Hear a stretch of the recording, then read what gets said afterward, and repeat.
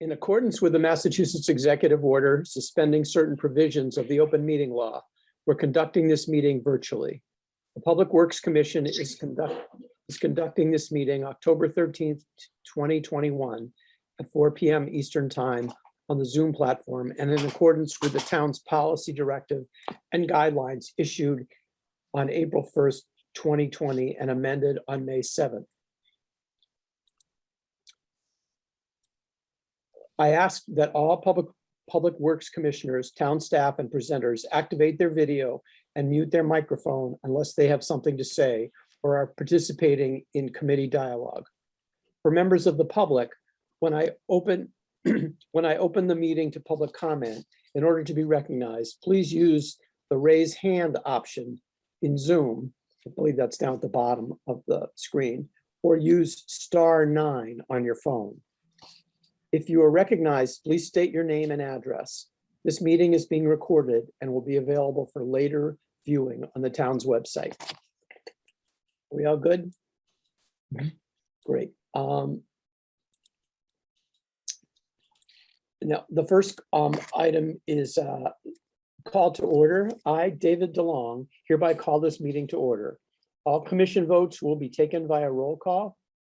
We will start with an attendance roll call of commissioners. When I announce your name, please reply. James Terry. Present. Andrea Solomon. Present. Casey Winslow. Casey here? Here. Thank you, Casey, and David DeLong here. First thing we're going to do is review the minutes. We're going to review and approve. Have you received a review and approval of the minutes from September 8th, 2021 Public Works Commission meeting? I ask at this point if there are any comments or questions. Okay, great. Roll call for, pardon? I move that we approve the minutes of September 8th, 2021 as presented. Thank you. Can I get a second, please? A second. Thank you very much. We'll call for approval. James Terry. Aye. Andrea Solomon. Aye. Casey Winslow. Aye. David DeLong says aye. Okay, great. We're going to review the calendar, proposed dates for meetings. Alan, is this yours? Yeah, I'll sort of pick up from there. We have presently on the November docket, we present the winter maintenance presentation. It's sort of an overview of how we're prepared and what our program is for winter maintenance. We have tentative discussion on the roads program, and we may even sort of proceed with some discussion on some of the budgets, but that's to be determined.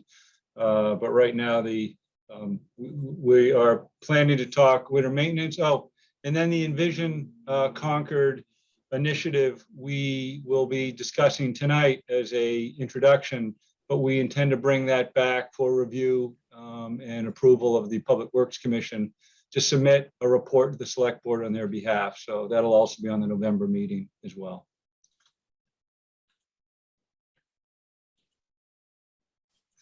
Are there any other, is that it for the review of the calendar? That's it. Yep. Okay. Moving along to our Recreation Facilities Strategic Plan, CPS application. Alan, Okay, I'll introduce Anna McCune, who's the Director of Recreation. She's put in a request in the, you've seen your packet for the Public Works Commission support. Not uncommon, for other departments, programs to come before, the commission to make requests where they believe there's sort of mutual interests, or, they're looking for support for the Community Preservation Committee funding. Anna, if you would give us, there isn't anything to bring up on screen, you just sort of give us an overview of your package proposal and how you think it relates to Public Works, correct?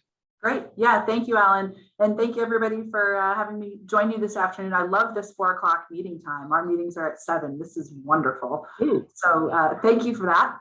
Pardon my voice, I'm getting over some sort of weekend cold, so I might have to get some water along the way here. But as Alan said, the Recreation Department submitted an application to CPC this year to request funds to support a consultant to update the recreation facilities strategic plan. A quick background, I've been with the department since 2016. I have a lengthy background in municipal recreation. I'm a certified recreation therapist with a focus on community inclusion services. So the facility strategic plan is near and dear to me for sure. I've been involved with a variety of the parks and recreation improvement projects since starting here, many of which I've collaborated alongside Alan's team, Public Works, as well as town management. So again, thanks for hearing me today.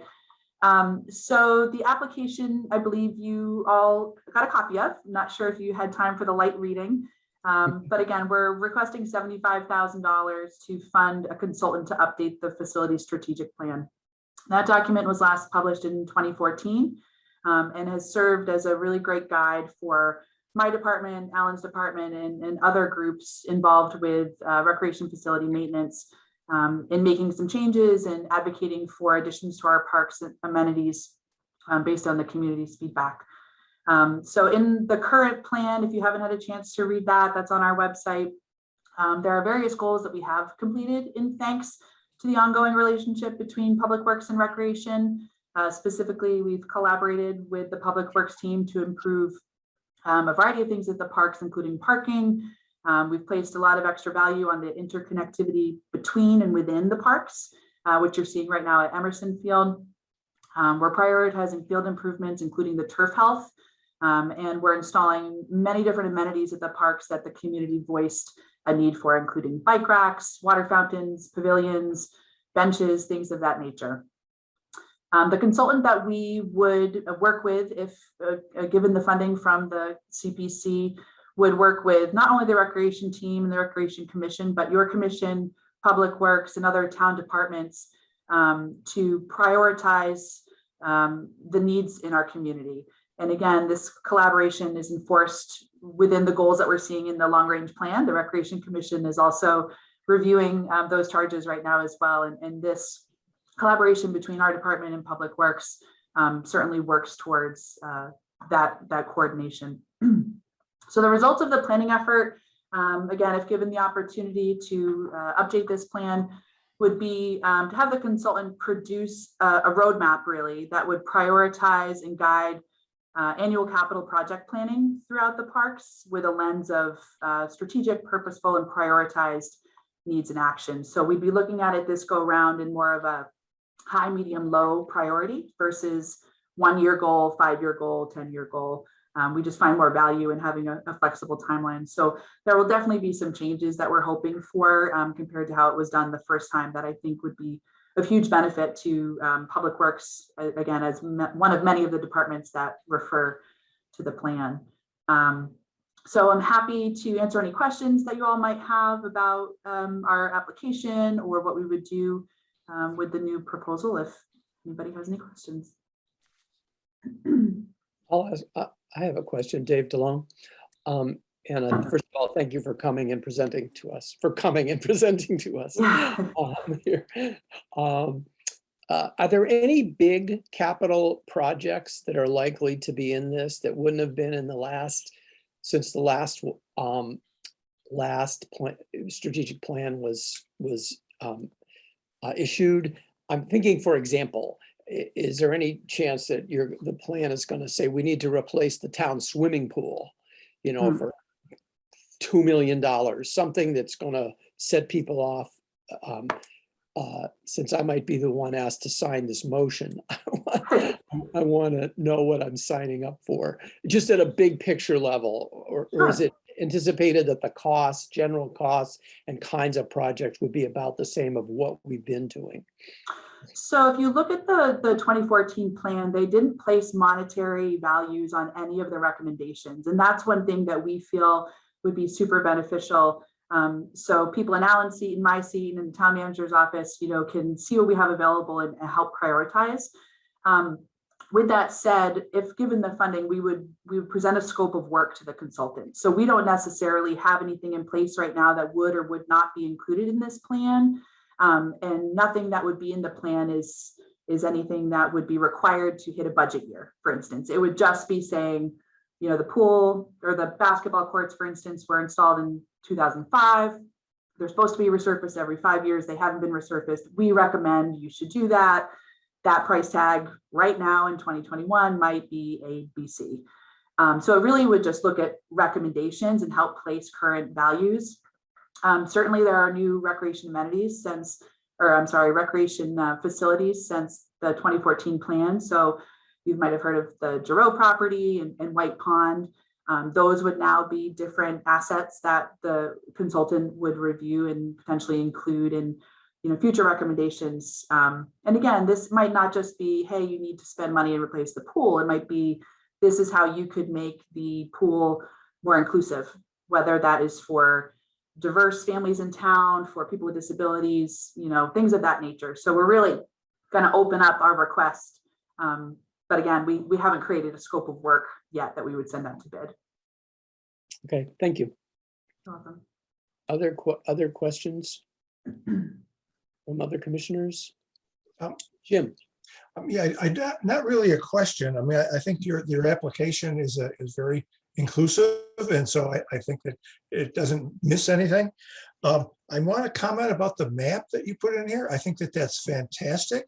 I don't know if it's on the recreation website or not, but that might be something that you consider, getting it there so people can actually see how many places all around the community there are recreation opportunities. Thanks for that feedback, Jim. Yeah, I'll definitely consider that. It is nice to see it in one picture like that, where Delia and Natural Resources and Alan and his team and my team, you know, everybody takes part and collaborates to keep these spaces accessible and maintained. So yeah, it's a map that was created. I call her GIS Jill over at the light plant. She helped me create it. Good. Any other questions? Any other commissioners? Can I open this up, Alan, to are there any questions from the CPW staff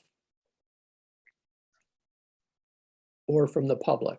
I'd like to open this up at this point for public queries.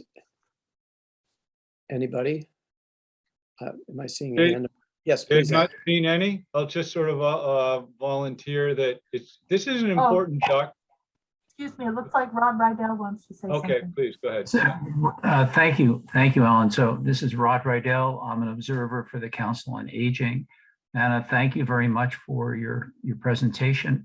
Is there a place where other committees like the Council of Aging could get a look at the current plan and what you are proposing to do? Is it listed on the town site? So the current plan, Rod, the 2014 plan is on the recreation website. You can find a link there.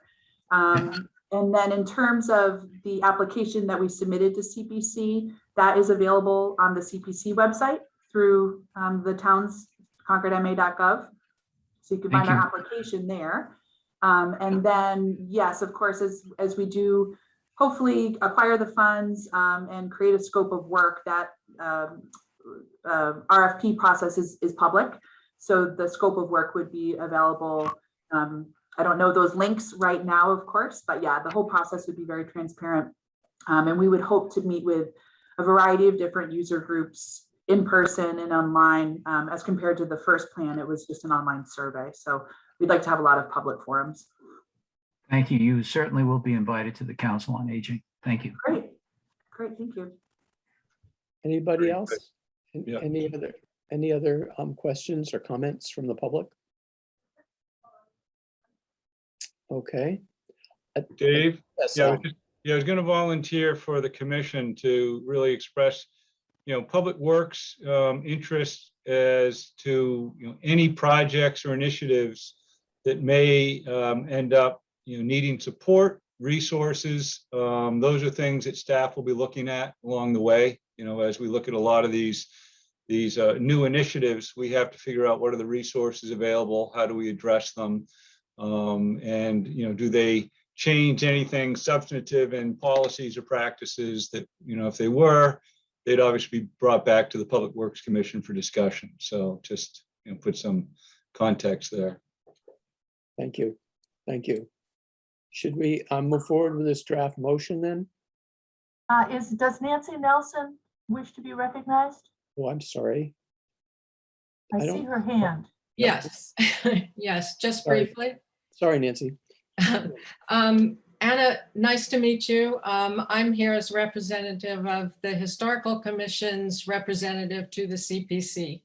And just for everybody's information, it looks like you're on the schedule to present on the October 19th. I don't think I heard you say that, but You're correct. I did not say that, but Okay. yes, 7:30 on the 19th, they'll be doing Yeah. the virtual presentation. and then that our agenda's on the CPC website as well as the application. Thank you. Thanks, Nancy. Great. Okay, In that case, David, I'd like to make a motion. I'd love it if you'd make the motion, Jim. Okay, I move that the Public Works Commission support the Recreation Department's Recreation Facilities Strategic Plan CPS application. The letter of support will be prepared by the Director of the CPC to the Director of the CPC from the Public Works Commission, signed by the Chair or Vice Chair to support said proposal as referred to in the letter dated October 5th, 2021, from the Director of Recreation to the Public Works Commission. Can I get a second from that? For that, please? Second by Casey Winslow. Any comment on the motion? Can I take a roll call, please? James Terry voting on this. James, Aye. Jim. Andrea Solomon, Aye. Casey Winslow, Aye. Dave DeLong, aye. So that motion is adopted. Thank Thank you you. all. Thank you. Thank you, Anna. So we're going to move on to the Solid Waste and Recycling Program Survey, RFP. Melissa, I believe, Alan, do you want to introduce this, or Melissa? I'm not sure who I should hand this Sure. on to. I'll give you a quick introduction. So Melissa Simoncini, who is in our Environmental Service Program Administrator, is presenting information. This is really for the Commission's awareness and understanding. There's no kind of formal action that we're looking for, other than just being prepared, as we proceed with the development of a RFP for contract services for a 10-year term or up to 10 years. And I will let Melissa sort of present, briefly some of the findings from a recent survey that was done and kind of where it's leading. And Melissa, you're getting unmuted. I will bring you up to, let's see if we can share the screen. All right, I see it. I just need to move it now.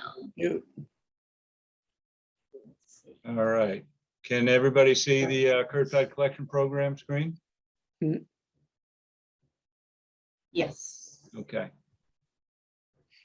All right, thank you all for being here this afternoon. I just wanted to take a couple minutes and talk about the RFP process and where we are in the development of the RFP for curbside trash and recycling services starting next fall, 2022.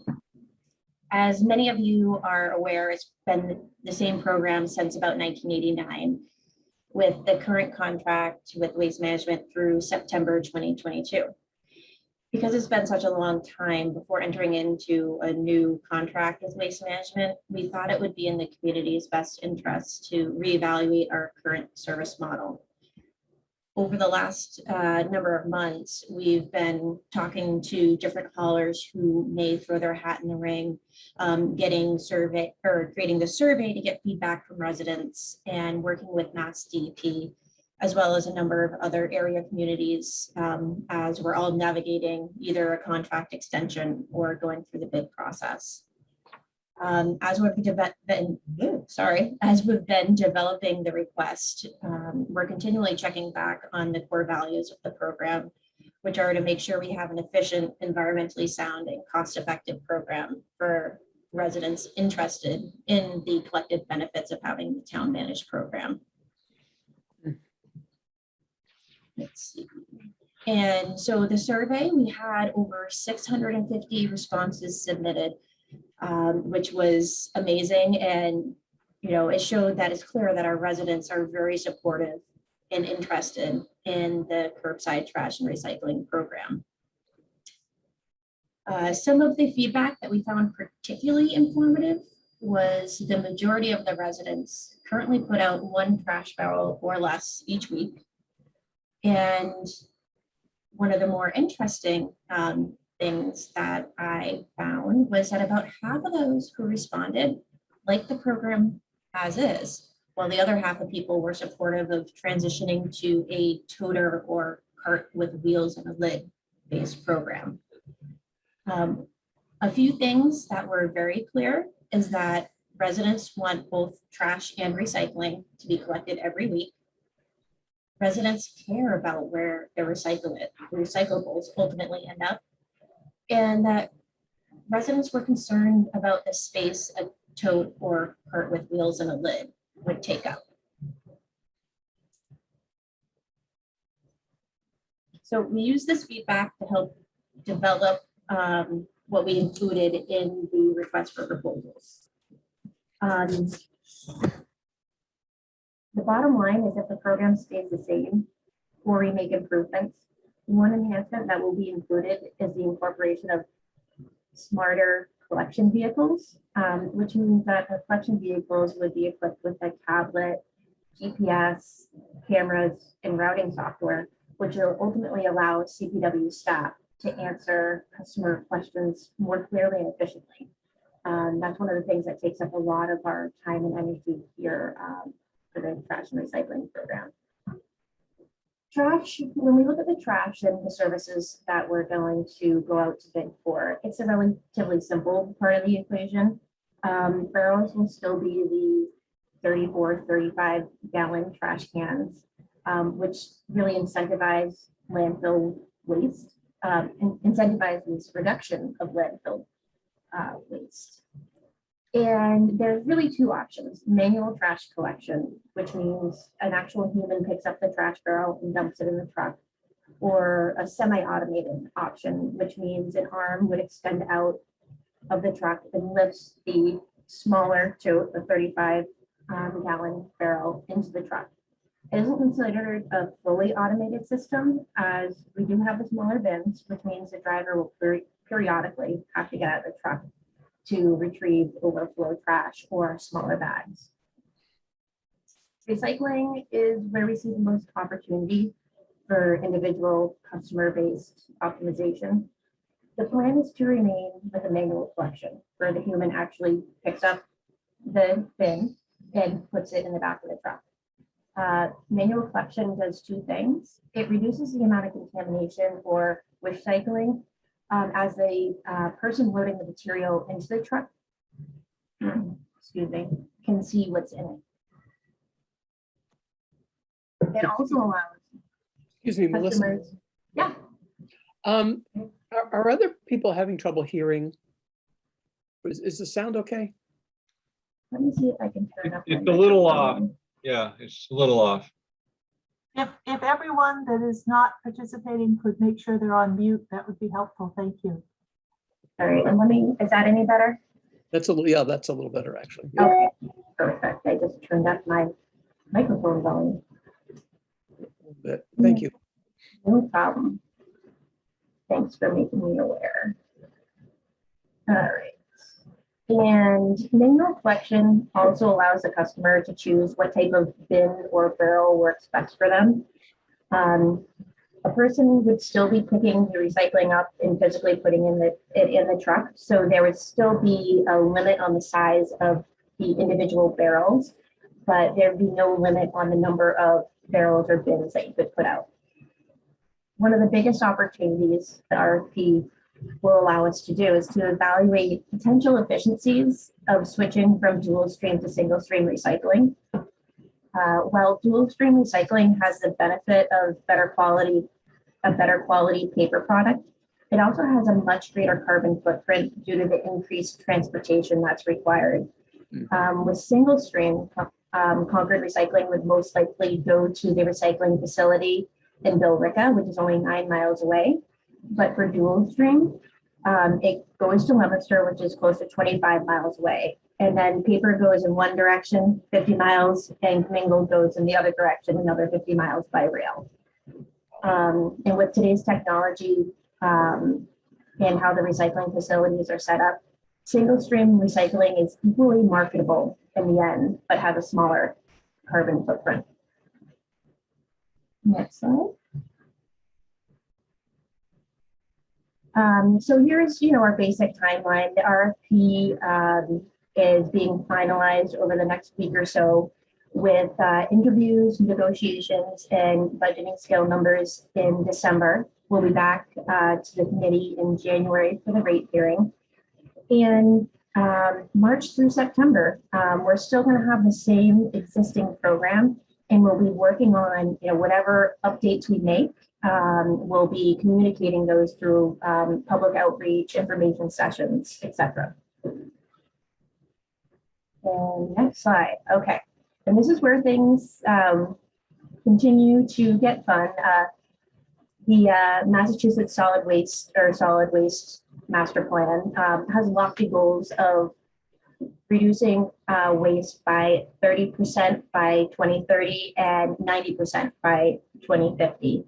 One of the ways that we can help the state achieve those goals is by curbside or organics composting.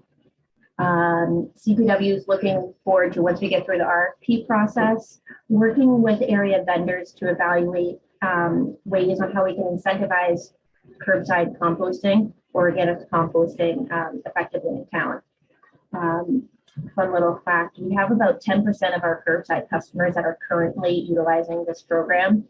And in the survey, people were very interested in the town supporting this program. Unfortunately, we won't have time to include it into the cost of the curbside collection in fall 2022, but potentially moving forward, maybe in spring 2023. One of the other things that we're looking to do is maximizing the use of the compost site on Walden Street.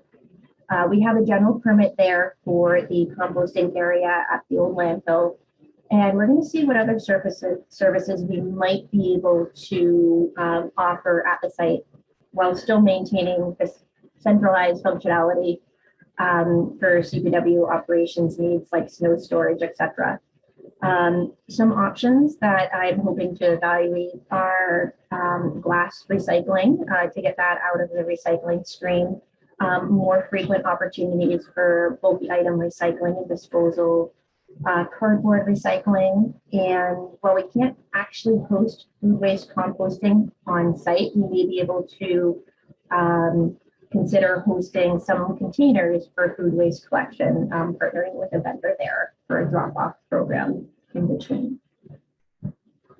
So that's the end of my presentation and a lot of information cramped into 10 minutes. I'd be happy to take any questions that commissioners and others have. Any question from commissioners?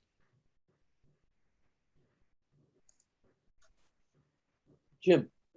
Yeah, in the presentation, Melissa, I see 3 proposed options. Do you want to tell us any more about that, or they seem fairly understandable, but maybe you can give us a little bit more information. Sure, I will do my best to summarize them. Essentially, in the RFP, we have to come up with something where we can compare as much of apples to apples as we can, so we can evaluate the different haulers' proposals. So one option will essentially be the program as is. Another option will be the program as is for trash and evaluating single stream. So we can figure out what that, economic impact of going to single stream or staying with dual stream would be. And then the other one would be, the third option is going to a toter-based semi-automated trash program with the single stream recycling where individuals could choose their own barrels to put out. So if those people want a bigger cart with a lid so their cardboard doesn't get wet, or if they want to keep their small bins because they fit under their porch or in their closet, they're able to keep those. And then we'll probably have,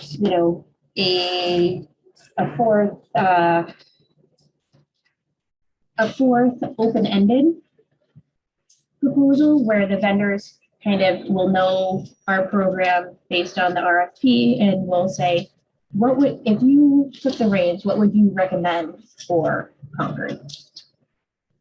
So did that answer your question, Jim? Wonderful, thank you. Yes, it does. Thanks. Andrea or Casey, any questions?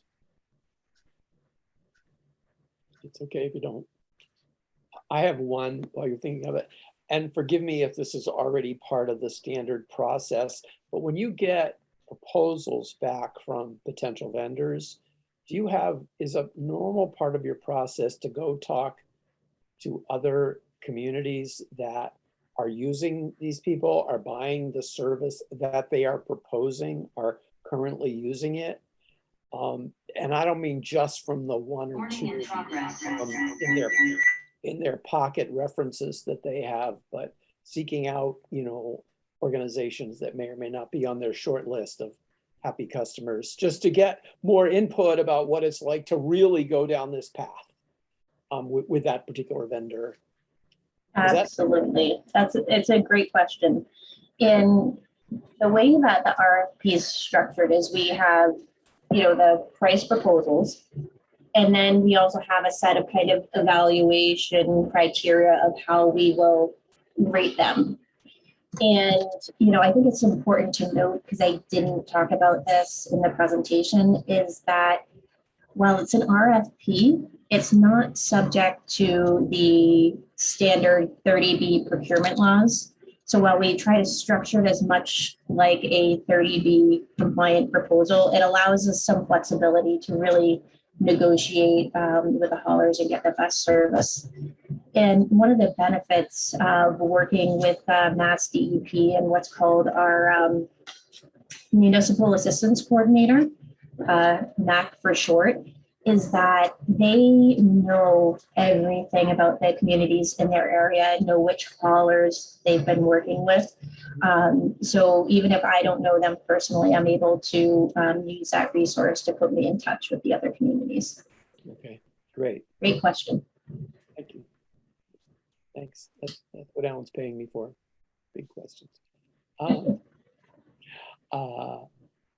Any other questions from the commissioners? If not, I'd like to open up to the public to ask if there are any questions from the rest of you who are joining us today. Melissa, just as a reminder, so you've got 650 responses that were submitted, and how many are totally enrolled? Is that a question? Is that a easily accessible number? Absolutely.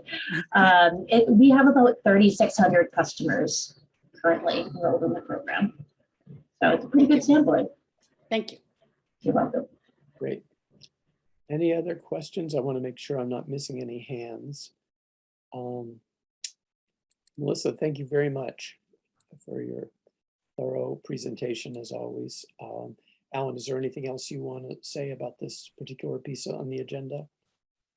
No, I just think it's important that we are moving up the hearing. It's historically been in February, but we'll be doing it in January to better accommodate, I think, some of the subscription processes and that sort of thing. And, there'll be certainly outreach and communication as far as, any changes. What we are recognized and everybody understands is people take their trash and recycling very personally. So any change is going to be a big change. So, our job is to, try and, serve the community's interests of having a municipal program. They're very supportive of that, and communicating, what the services are and managing that. So Melissa will be working diligently over the next few months to try and make sure we get sufficient outreach and don't surprise people. Great. Excellent. Thank you. Shall we move on then to item 3 on the agenda? See, Jim's got his hand up. Jim? Beg your pardon. I'm sorry, Jim. I know, Melissa, you've been telling us in the past that other communities had a lot more expensive trash removal systems than we did. Do you have any inkling as to what our customers are going to be it'll be similar, it'll be a 10% increase, it'll be an unknown increase? Good question. And my general sense is that we may see a slight increase, and that is probably going to be due to starting a new contract. And with a new contract, you have a little bit of some overhead costs associated with the new trucks, hiring people. And the goal that we're going out for is we're having an initial 5-year contract period, so that we can spread out some of those costs over the 5 years. So there shouldn't be too much rate shock there.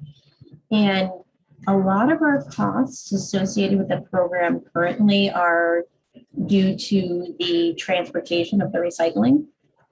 And, when we look at what we're currently paying for recycling in the existing market, it's actually a lot more than our neighboring communities because of the transportation costs associated with the dual stream. Hopefully that answered the question. Thank you. Thank you. Any other comments before we move on? Okay. Alan, do you want to introduce item 3 on the agenda? Envision Concord. Okay, so in essence, fairly recently, there was a ask through the select board as they are, kind of looking to re-engage the community in this initiative, Envision Concord Bridge to 2030. I'll volunteer that over the last couple of years in public works, we've had a lot of other distractions and initiatives. I think in one respect, this surprised us a little bit. We're in the middle of budget cycles and pretty busy with construction. But this is the document here. I don't know if you can see. It's available on the website. But in essence, this is as entitled, sort of envision, big picture, where does Concord collectively want to go?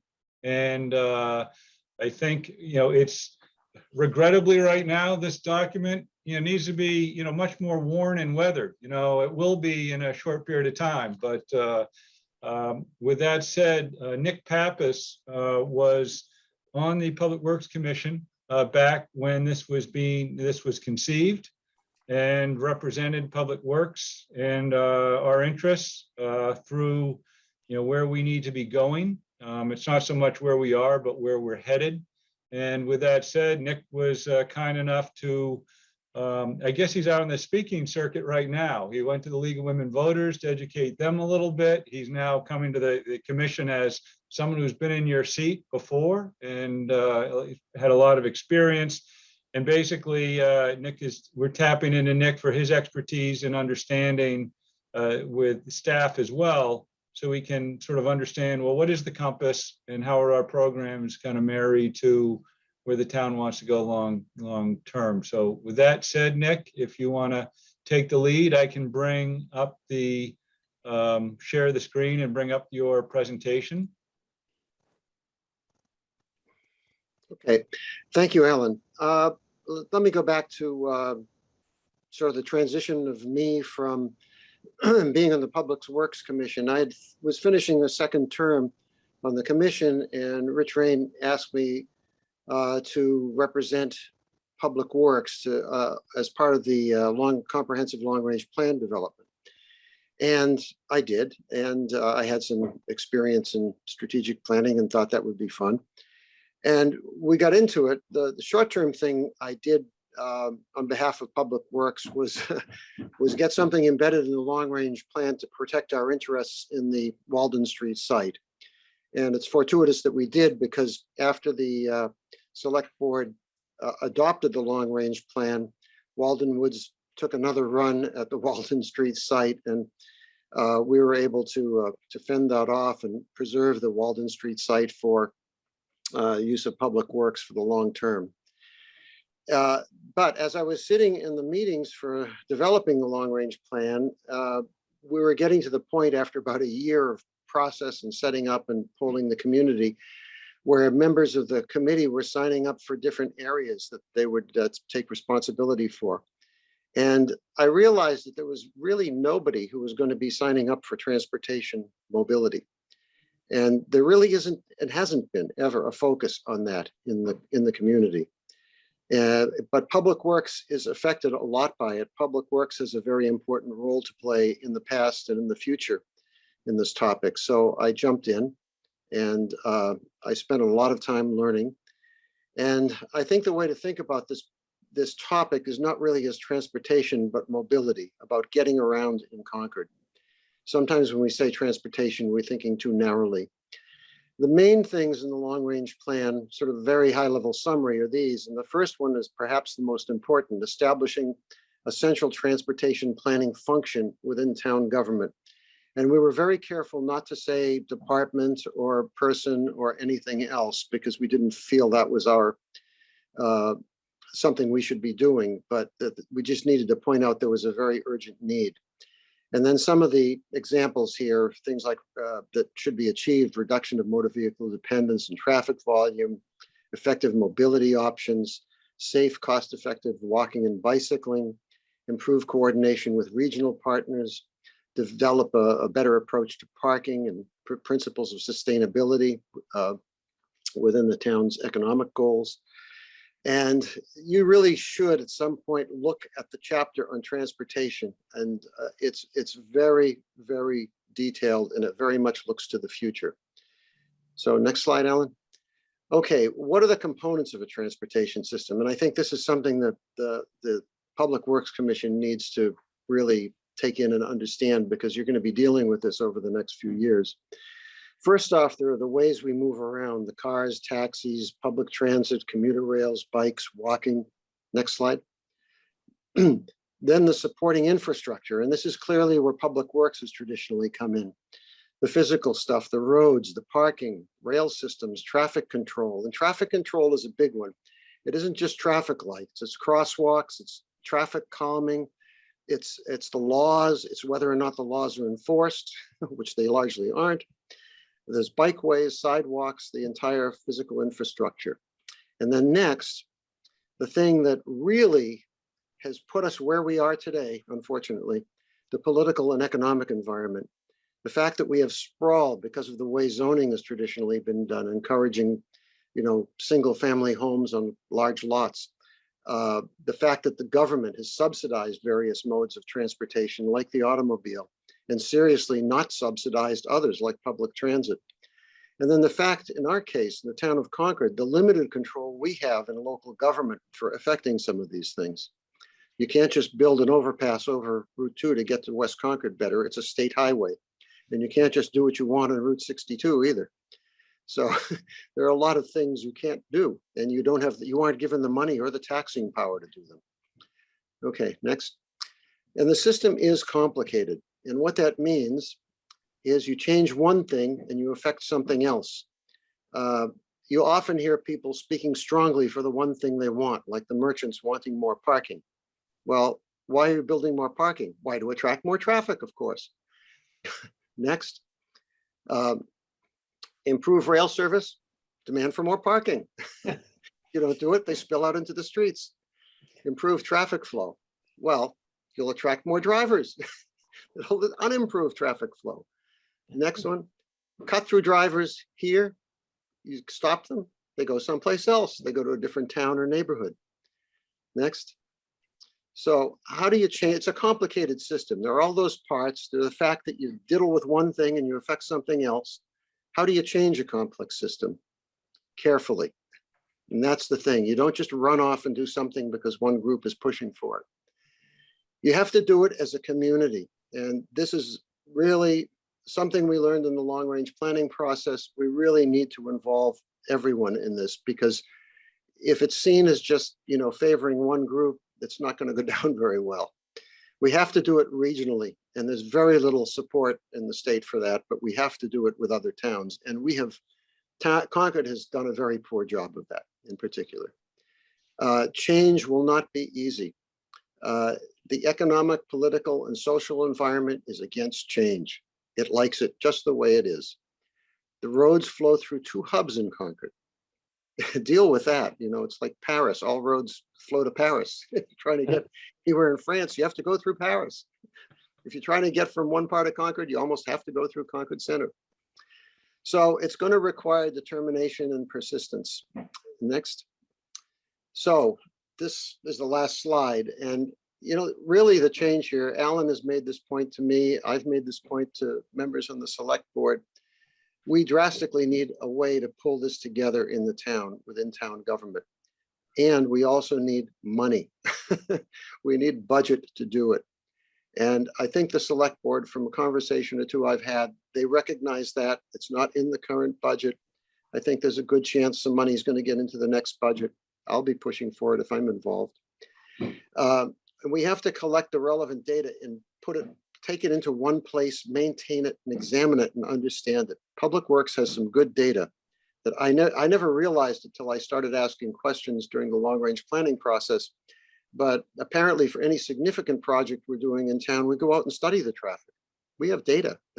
We have data in the Public Works Department. There's data that the school department has about buses, bus routes, how often they run, when they run. State has data on traffic levels through various roads. They take surveys occasionally. And, there's also what's happening in the adjoining communities, information about private transportation systems that run within Concord. You need to pull this together to understand the system. And again, we've got to assure that the plans are broadly agreed. The select board they took one shot at a transportation advisory committee. I guess the general consensus is it didn't really work out. So another shot is coming up. They're revising the charter. They're reconstituting the membership. And from my discussion with some of the select board members, I think they get that it has to be done with more seriousness than the first time. It's not just a place for people to talk, but a place to get things done. And we have to coordinate the work, not just among the departments, but with the other surrounding towns. And we have to measure progress, right? And that feeds back into collecting the data. We have to see what we're doing. We have to see if it did what we thought it would do. And most importantly, again, establishing an investment plan. Public Works, there are some limited things Public Works can do without any additional budget, like maybe painting a few lines in the street here and there. But, there's not much more than that you could do. And I don't know if they'd be the right lines.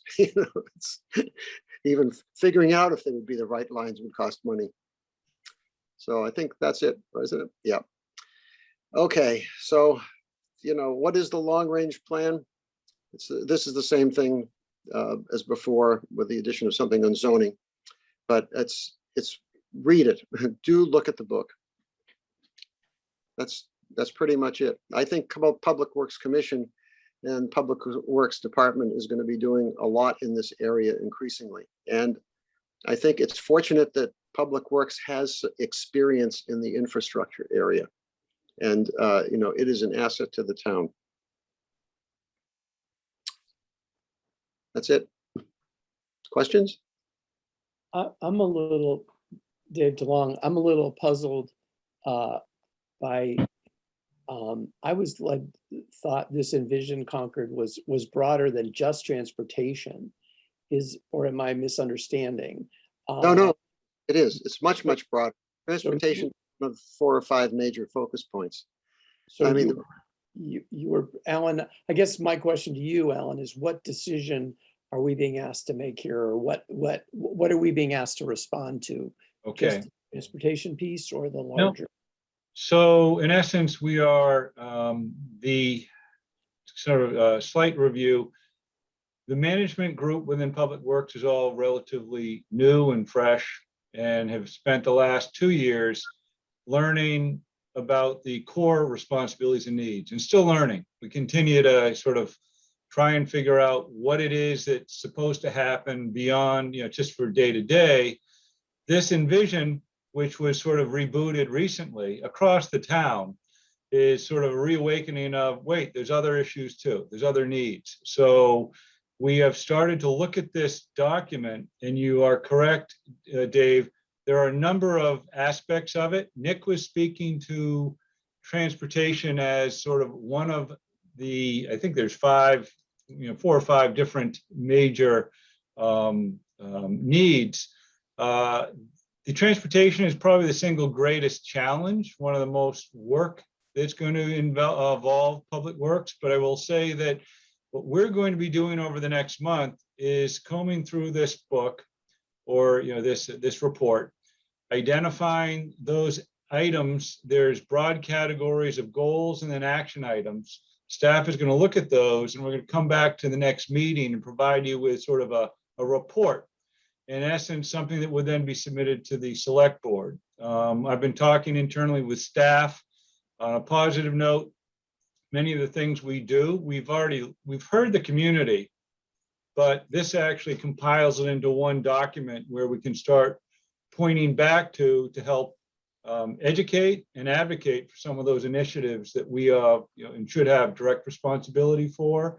But as we talked with Anna McCune at the recreation, there are areas of overlap of where we need to work with the recreation department. It's not transportation, but other interests. So when you look at the broader perspective, there's historic perspective, there's economic development interests, there's natural resource interests, all these things we touch upon. And I think Nick was sort of highlighting, I think one of the biggest challenges, because transportation is it's an elephant, and we all look at it differently. And I think collectively we need to be aware that a lot of these goals, a lot of this vision is going to be something that won't be realized tomorrow, but we got to start thinking about it. And we have to start understanding as we take actions or we do invest resources, are they heading in the right direction above and beyond what we're doing as far as core responsibilities? So we shared with the commission the last chapter, which talked about really the implementation actions, but there's a lot of detail there, and it was only to get the commission to be aware of the document, but it's really up to staff to start combing through it and put some perspective as far as what actions we've already taken, what actions have occurred, what's on our radar, and then what are we on standby, so that when we're, when there's an opportunity, we're prepared to move, with whatever department to collaborate and sort of help the community realize its vision. So Nick, response to David, your question, one of the other major areas of focus in the long range plan was housing. And there were quick actions on that, and changes to the zoning bylaws to allow types of housing that were historically not allowed. And so some things have started well. The pandemic hit. Severe transportation problems disappeared overnight because no one was on the streets. So I think that partly took the focus off of it. And Alan just asked me to come and do this today because the area of transportation is prominent in there. There hasn't been any progress on it, and partly because of largely because of the pandemic. And it's an area where Public Works will play a very important role. Okay, well, thank you for coming back and reporting to us. I'd ask other commissioners if they have questions based on what they've heard from Nick or from Alan about this. Nick, it's KC. Yes. Thank you so much. Thank you so much for the presentations. I appreciate the work you're doing. It's really important. I I think a lot about the trains and how, yes, the pandemic definitely did help with less cars on the road, but it also impacted the train service. And that's not just regional, but that's, you know, that's a much bigger area. So didn't know if, you know, how much you're involved with the State House on that, or, you know, trying to keep that train service running. Yeah, I'm not personally, I am not a transportation or professional at all. And I did get connected to other people who have been doing things in the state government. I think that what little I know is from a distance, and you know, they're seriously trying to keep a serious focus on public transportation, maybe more so than in the past. I've heard talk about trying to have a more train service during the day, so that you aren't stranded if you go into Boston in the morning. So I think, you know, the desire is there. Budgeting is obviously a huge issue with public transportation, the way we pay for it. You know, I have thoughts and visions about it. I tend to think that it isn't going to work well until it's free to the consumer. That, you know, that will attract more people using it, and once more people are using it, there'll be more serious funding for it. You know, especially in the inner city.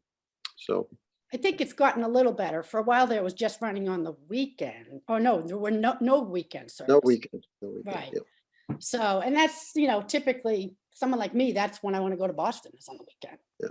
You know, but Jim, thank did you have- very much. Thank you, Casey. Jim? Terry? Yeah, I would personally like to get Nick's presentation so that I've got that, and that may be of some value on the website also, Alan. Just think about that. And I guess the question for Nick is, when you were in the long range plan committee and you were working on this, did you talk to any of the other communities that surround Concord? Specifically, I would guess Acton and Maynard would be ones that would come to mind for me. Well, my work in the committee led to some communication. Specifically, there's a program Crosstown Connect that Acton has been a player in. So in the later stages of the long range planning process, and after it was all done, I took part in some meetings with Marcia Rasmussen, with Elizabeth Hughes, and others, people from Acton in the Crosstown Connect program. And in fact, we were moving towards doing something, getting connected to Crosstown Connect better. And then the pandemic hit, and that sort of derailed things. And also there's a lack of staffing to deal with it in Concord. That budgeting issue is very serious in Concord for transportation. Great. Thanks. Any other comments from commissioners, questions from commissioners before I open it up? Okay, I'd like to open it up to the public. Any other questions for Mr. Pappas? Anna, feel free to help me if I'm not seeing any hands raised. I don't see anyone, Dave. Okay. Do we have, is there an action step here, or this is just a report, Alan, right? You can. Yeah, this was an introduction. This did hit just very recently as a request from the select board to get a report on activities. The request was for a very high overview of progress, a one-page report or something. Still trying to figure out how we would provide that. But I think most importantly, this relatively new initiative is now several years old, and it just needed a reboot. And so I think, moving forward, you'll probably see reference to this more from staff now that we know it exists, probably in annual reports, where we can sort of, Nick talked about benchmarking or updating, sorts of things. So this is, it's called Envision for a reason. I see it as a compass, and it's not so much a day-to-day actionable items, but, making sure that we're aware of these needs and interests. And I will say, many of them are going to require more resources and, staffing or third-party consultant support.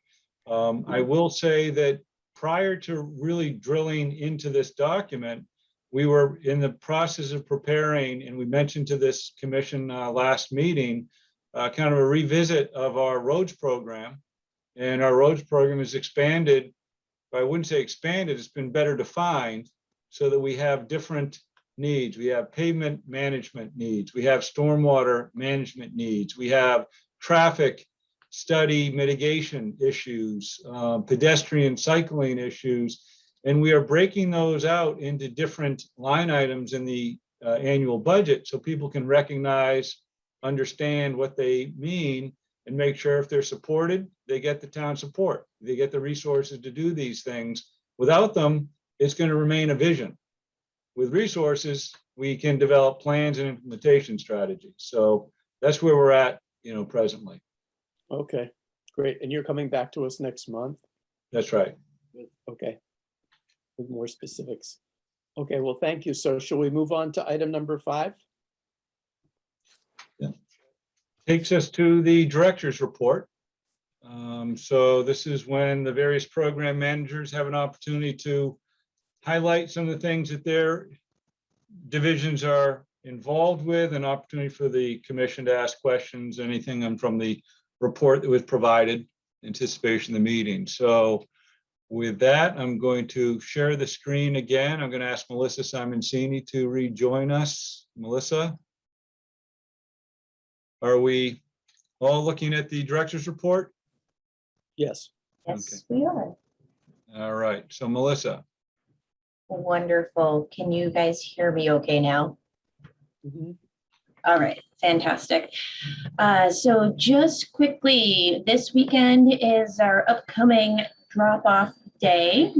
We are almost fully booked up. If anybody's asking, we have upped the number of people per slot.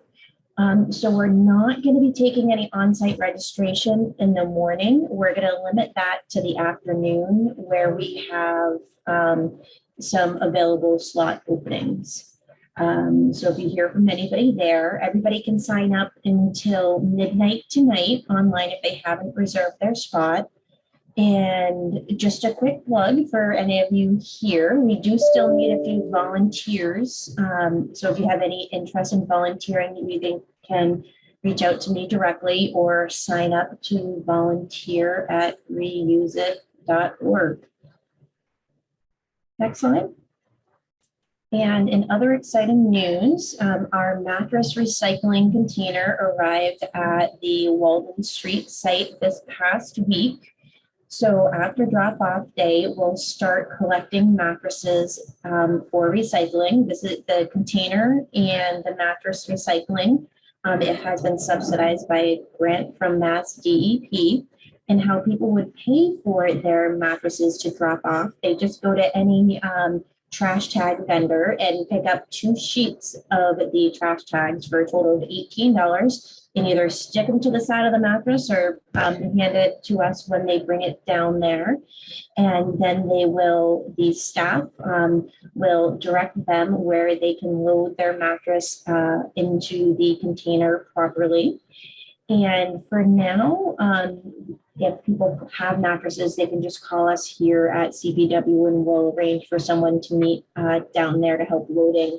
And once we get the systems down, we'll have it open for the same time as the compost site is open, which is the Wednesday evenings and Saturday during the day. And that is all I have for the trash and recycling program. Thank you. Great. And Dave, I don't know if you want people to ask questions on trash recycling, go on to the next, or just go through. Yeah, it's probably easier if we ask questions now because it'll be on your mind. And also it'll mean Melissa's finished when she's finished, so she doesn't have to wait. So are there any questions from the commissioners on Melissa's report or the items she covered? Tim, Andrea, or Casey? I see no questions. Do I take questions from the public on this or no? Sure, yeah. Yeah. Any questions from the public on this most important? Trash and recycling day is like a major holiday in our family. We plan vacations around it or. Absolutely. Be sure to say hi if anybody comes through the event. Be there. I don't see any other questions.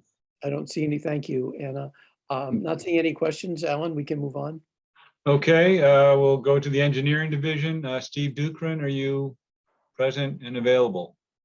Yes, I'm here. Thank you, Alan. Great. Steve Dukran, town engineer. So what we're showing here in the first slide is the shared street grant project. We were fortunate earlier this year to apply and receive this grant.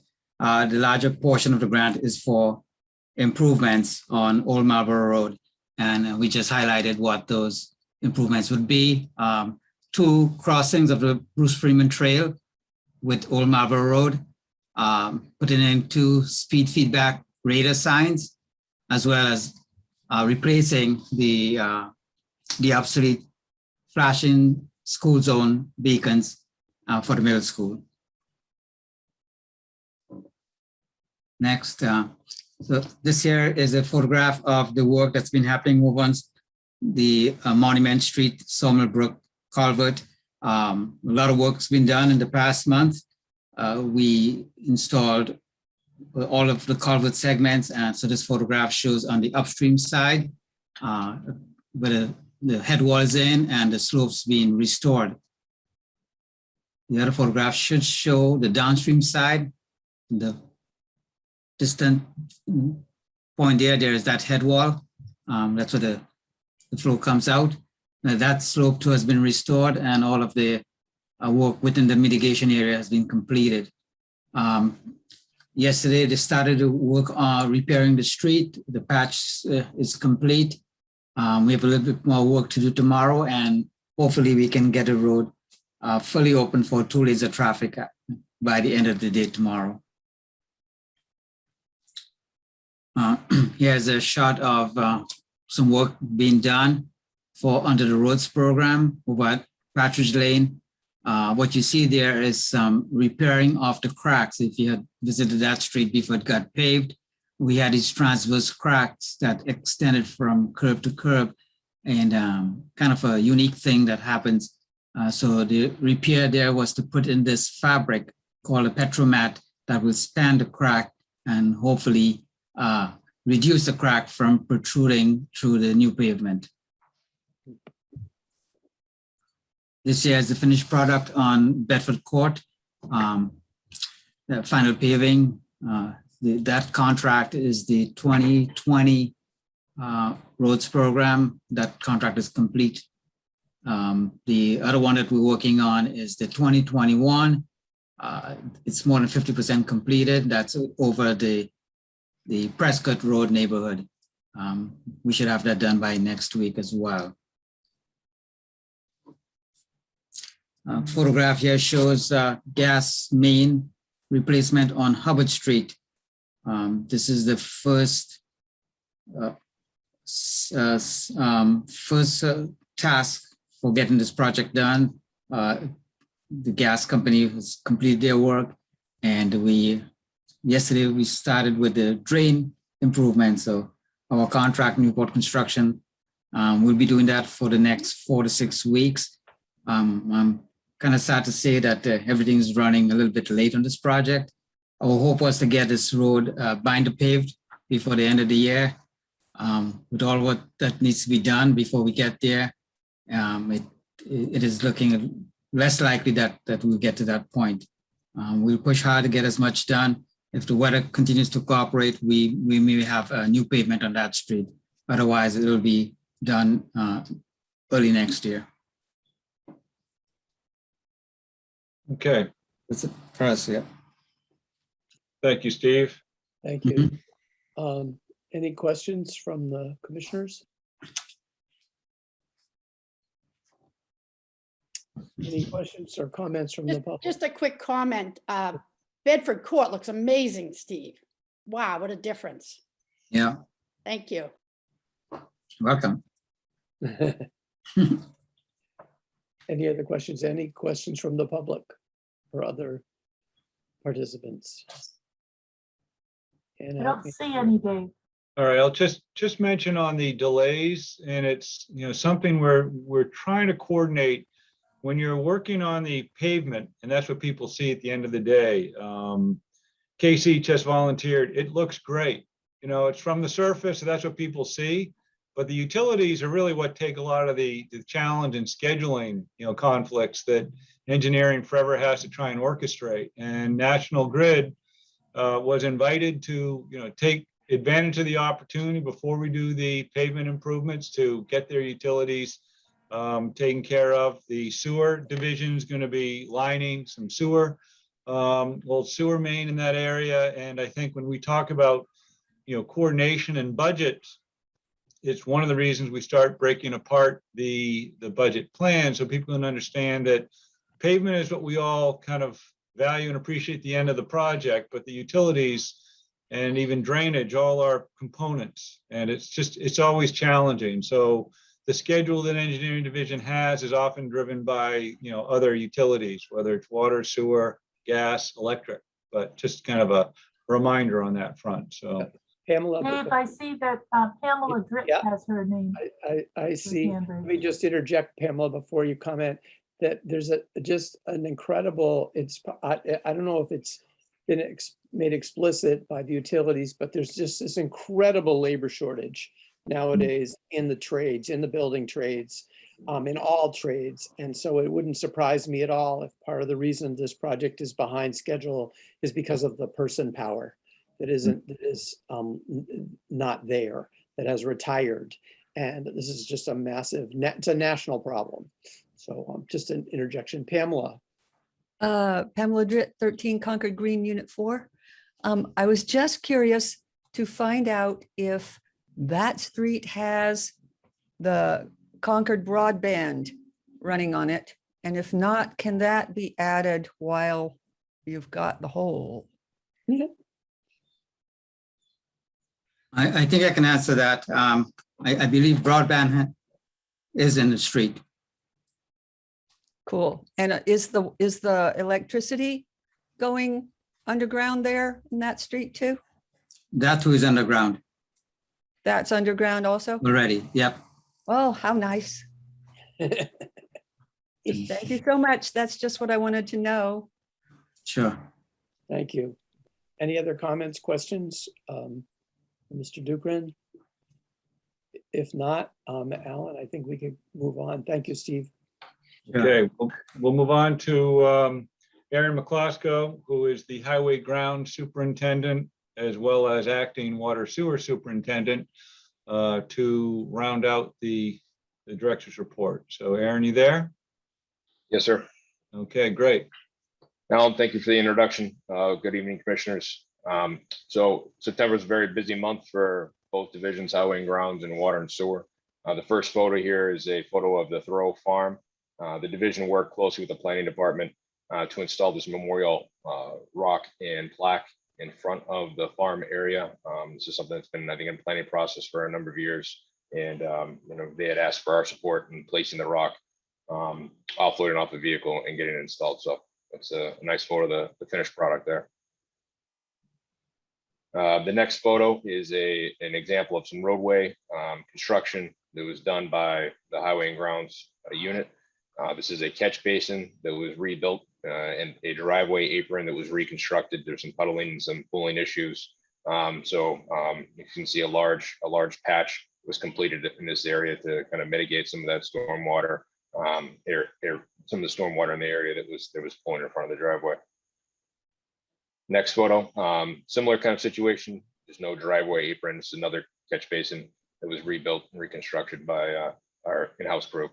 And you can see there in the background is our hot box truck. It's a vehicle that we use, kind of a swap body. We're able to go to a hot mix plant essentially year round and get hot mix and use that for patching year round instead of using cold patch.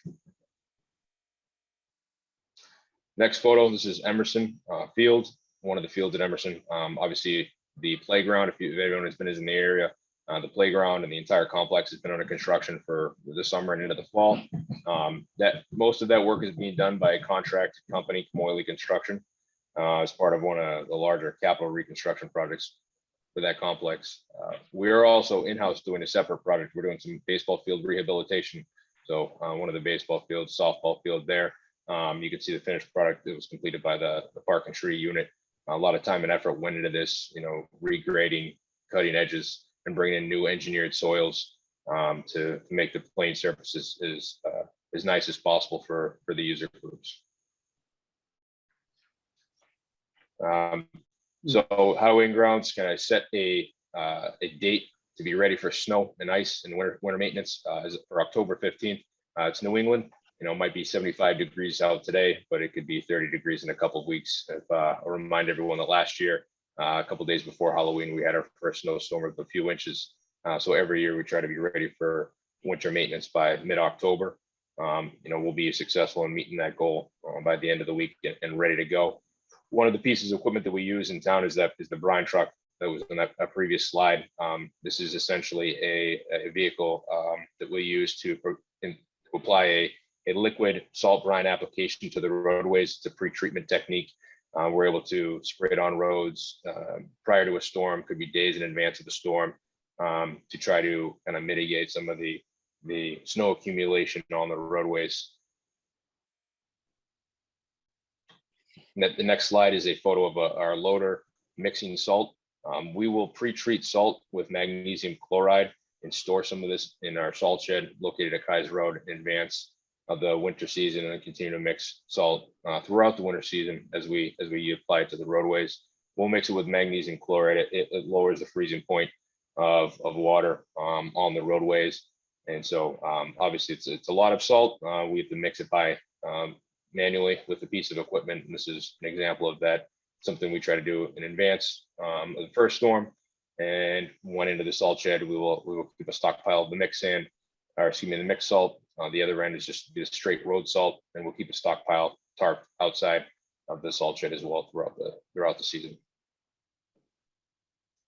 Every year, we'll go through every piece of equipment, every truck, every sander, and every plow, and inspect them and make sure that they are any deficiencies are corrected. You know, preventive maintenance is done, any repairs are completed. This is an example of all the plows that we go through. You can see here on the left-hand side, the plow before it was scraped and then painted.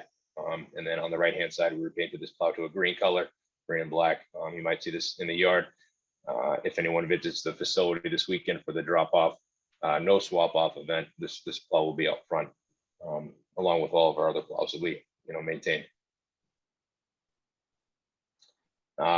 Folks might have heard about a small hydraulic spill, actually pretty good sized hydraulic spill located in this. It was isolated to this area on the corner of Baker Avenue. Here, it's our street sweeper. You can see in the background, blew a hydraulic line, and it was caught right away. It was isolated to this area. Employees and contractors in the area kind of responded to the scene, deployed some booms and some spill pads. Melissa Simoncini assisted with the response as well over the weekend. This was an early Saturday morning event. All the material was collected and disposed of, brought back to the Kai's Road facility and disposed of properly. But this is an example of something that might happen. And we thanks to the entire CPW team for a quick response and getting this cleaned up. This is the Melvin Memorial located at Sleepy Hollow Cemetery. This year we did a kind of in-depth cleaning. We contracted it out, and this is the contractors doing that cleaning to the Melvin Memorial that's completed last month. This cleaning typically occurs, I think, every couple of years is what we're trying to target and budget for. There was a major restoration effort completed a few years back. Folks might remember a rededication ceremony of the Melvin Memorial that took place, and following up to that every couple of years, we'll do a deep cleaning.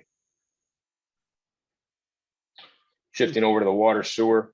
This is a photo of the Nurse Neck Hill Reservoir, town of Concord's. The water distribution system has two reservoirs, Pine Hill and this one here at Nurse Neck Hill. Currently, this one reservoir is offline. That means we've drained the reservoir for a deep cleaning and some reconstruction. Basically, what we'll be doing is contracted crews are working daily at this location. They've power washed. This is the concrete floor you see in front of you with some deficiencies in it. You can see some sunlight coming in along the edges. The protective screen has been temporarily removed, and a new screen and barrier will be installed prior to the completion of the project. Concrete will be pouring a new concrete floor that will be starting next Tuesday. It's going to be a pretty large operation. The neighborhood has been notified in advance via door hangers, news and notice, and we'll have some folks on site to answer any questions next week. Starting on Tuesday, it'll be an extended work day for contracted crews and CPW Water and Sewer Division working at the site to pour the new concrete floor. And this is an example of the Water and Sewer Division has been working for, I think, the last over a year on a number of sewer improvements. One of those is this new intermediate pump that was replaced at the wastewater treatment facility. You can see the new pump there, and some of the connections and fittings that are associated with that. And that's all I have. Thank you. Okay, great. Any questions from the commissioners? Thank you, Aaron. Any questions from the commissioners for Aaron?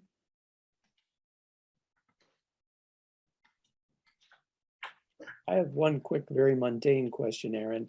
Will there continue to be sand? When you mentioned the sand salt mix, I remember historically the town has made available to residents who have a small cache of that sand at 33 Kais Road, I believe, that's available to the public. Is that still available? That will be available, yes. Yeah, eventually. Yeah, when we get. Yep. So we'll put that out, target for November 1st. Great. You'll see the town purchased 2 new dump containers. They're actually new repurposed dumpsters.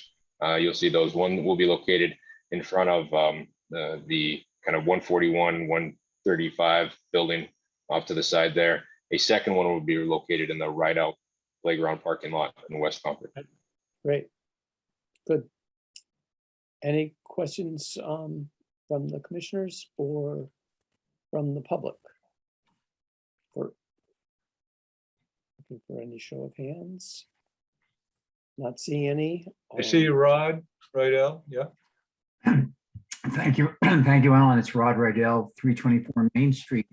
Just a follow-up question on water testing. And my apologies if the water test results were covered in a previous meeting. I haven't seen these results. For Nagog Pond, was PFAS testing performed and did you get an acceptable result? Yes, great question. It's interesting, over the past summer, well, we had a water restrictions early because of the intake replacement. We weren't in operation. And then in July, when we would generally have to have Nagog running, it became so wet. It was one of the most, record rainfalls, through July and into August. We were able to keep Nagog offline, and there's reasons and advantages of doing that through maintaining our waiver. But we did coordinate with DEP to simulate. We could run like we were running into the system, and it's sort of a regulatory issue, but we were able to collect a sample to see what it would be, kind of representative. And pleased to report that the data suggested, even though it wasn't, I'm not sure if it's regulatorily acceptable. We did collect the data and it was less than 10 parts per trillion, which is a trigger for more frequent sampling. 20 is the standard. And I think it was in the range of 5 to 8 or something like that. So we were pleased to report it's not an immediate problem, but it's still a detection. And we'll be looking at that as far as our final design for the treatment facility. But it's sort of an unofficial data point at this point. Thank you, Alan. And one last follow-up on PFAS testing with water. The U cargo well did hit 10 parts per trillion, as you had commented in a previous meeting. What is the interval at which you now regularly test that for PFAS? So any source that is tested between or over 10 is required to do monthly sampling. And I think I don't have the actual data, but I believe the average is less than 10 at this point. Excellent. That's great news. Great news. And I'm sorry, I seem to be monopolizing questions, but this is a sidewalk question now, switching And just asking about I note with interest and really pleased to see the sidewalks going in on Main Street across the street from Concord Academy on the same side of the street as the library. Is that part of an earlier agreement with Concord Academy in terms of the sidewalk? Is this sort of the end of the Concord Academy, Town of Concord joint collaboration on sidewalks? Well, I can speak to that. Steve, you can correct me if I say anything inaccurate, but it's their initiative. They brought, it was in their interest to improve that sidewalk. They needed to get a permit through the engineering division because it was work within the right of way. So the engineering division evaluated based on our standards and safety, sort of considerations. And because it's in the historic district, Concord Academy did submit a request through the historic district for review. So it's really their initiative. They designed and procured the construction. The town provided oversight. I see. Okay, so this is something that they did under basically the town's supervision. Okay, thank you very much. Thank you. Great. Okay, I think then we can move on to the commissioner's comments. Right? Thanks to the staff for those great reports.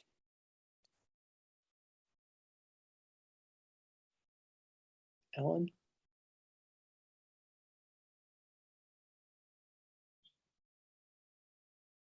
Ellen, can you hear me? Oh, yes, I'm sorry. You were going to the commission comments? I was going to the commissioner's comments. Yes, yeah. Is that you? That's you. Oh, I'm sorry. We finished the director's report. So yeah, I guess I would ask at this time if there are any comments from the commissioners about anything they've heard or anything they want to hear going forward at the next meeting or future. Jim, Terry.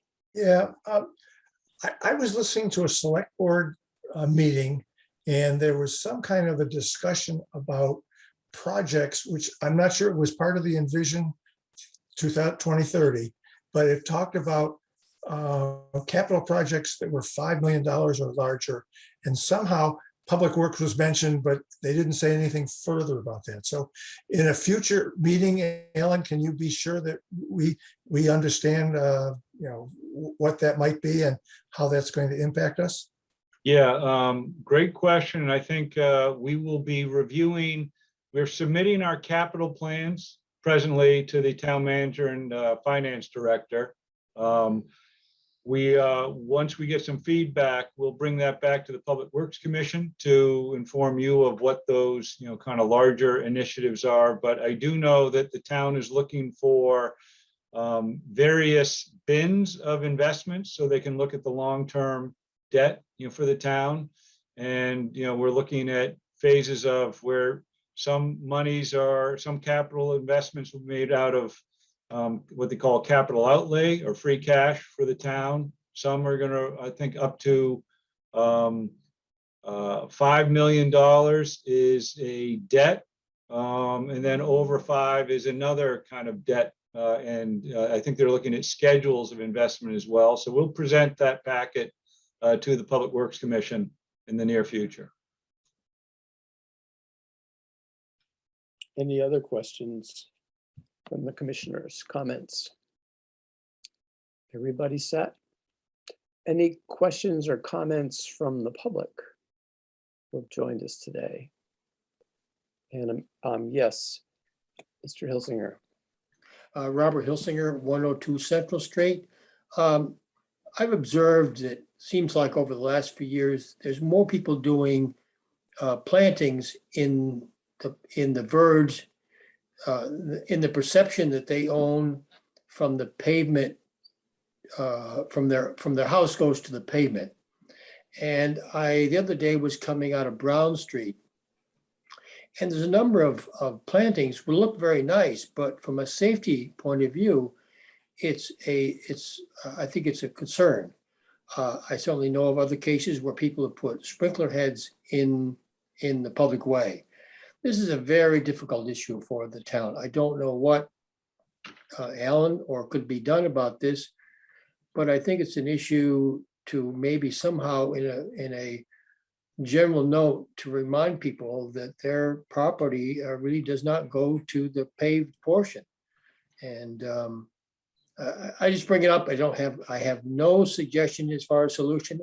It's not a comment that Alan would like to hear, I'm sure of. But I think it is an issue, certainly of safety at some points, and I just want to pass it along. Thank you. Thank you. Alan?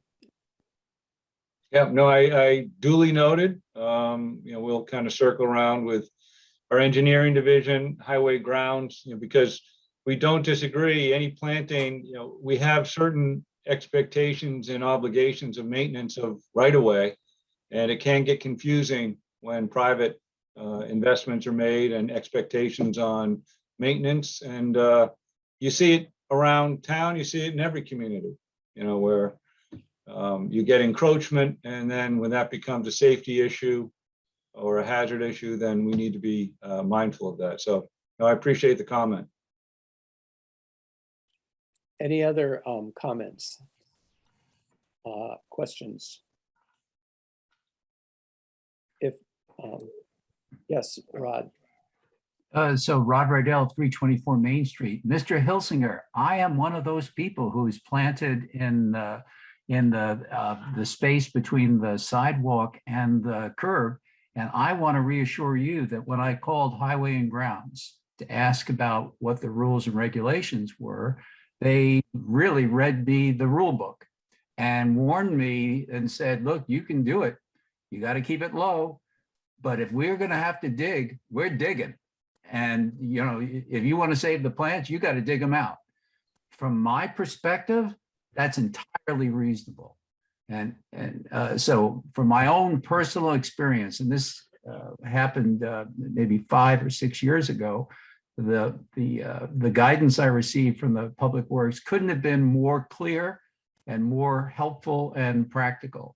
So I suspect that if anybody does call, they're going to get the same guidance now. And maybe what we might be useful is just reminding people that if they're going to do it, they better consult with Public Works first. Any comments from that, from DPW, or you want to let that ride? No, this helps. This is part of the public process, so just raising it is important. And again, our mission is to educate and communicate, so maybe there's an opportunity to do that, and wasn't on our front burner, but now we can put it there. Okay. In the interest of watching the time, are there any other comments? Rod, I assume you're done. Your hand's still up, but I'm guessing you're done. Thank you. May I move to adjourn? So moved. I make a motion to adjourn the meeting, seconded by Mr. Terry. Roll call for the commissioners. Mr. Terry. Aye. Andrea Solomon. Aye. Casey Winslow. Aye. David DeLong. Aye.